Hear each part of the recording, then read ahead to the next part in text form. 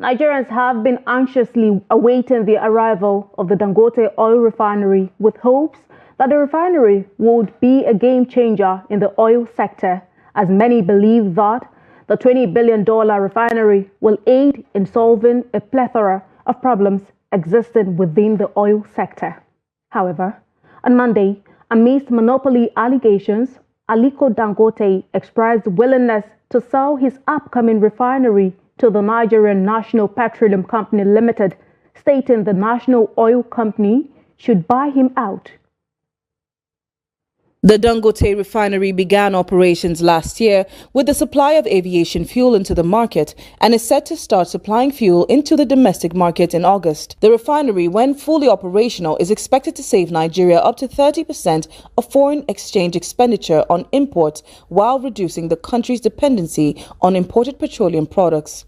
Amidst outbursts by President of the group Aliko Dangote over crude oil supply, the federal government, through its agency, the Nigerian Midstream Downstream Petroleum Regulatory Authority, NMDPRA, says the refinery has not been officially licensed by the authority. NMDPRA also said the refinery is only at 45% completion, while also questioning the quality of fuel produced from the $20 billion refinery. Nigerians should know that Dangote has monopoly of everything, from sugar to flour to cement to everything. Okay, you want to establish a refinery. Refinery is not an industry that someone will just go into without knowing the rudiments, without doing the necessary survey, the necessary investigation. On the allegations of undersupply of crude by the NNPC Limited, analyst says issues can be resolved within the two parties without resulting to media war. And where is the crude? If we produce crude, maybe about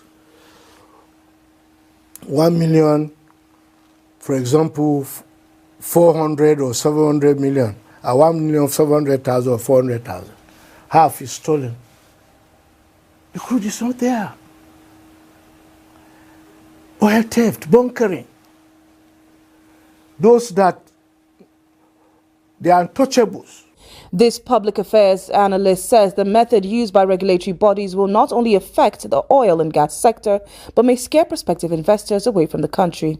We have seen the public sector manage the refineries and they simply did not work or produce the right result.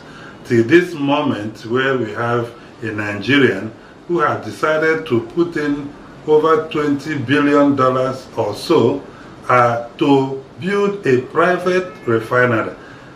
That is one of the biggest risks I think anybody can take. We are not seeing the former president, even though he's an agriculturist, refused to be Minister of Agriculture, but he chose to be Minister of Petroleum. So that is just to underscore the level of public interest in the NMP, because that is our low-hanging fruit, where we explore and then exploit oil and then we get revenue in dollars. So the money is the attraction, but we are supposed to be pushing other sectors in this manner. On Monday, a House of Representatives committee said it will probe into the importation of unclean fuel and the scarcity of crude for local refineries. Chamun Dabeng, Trust TV News, Abuja.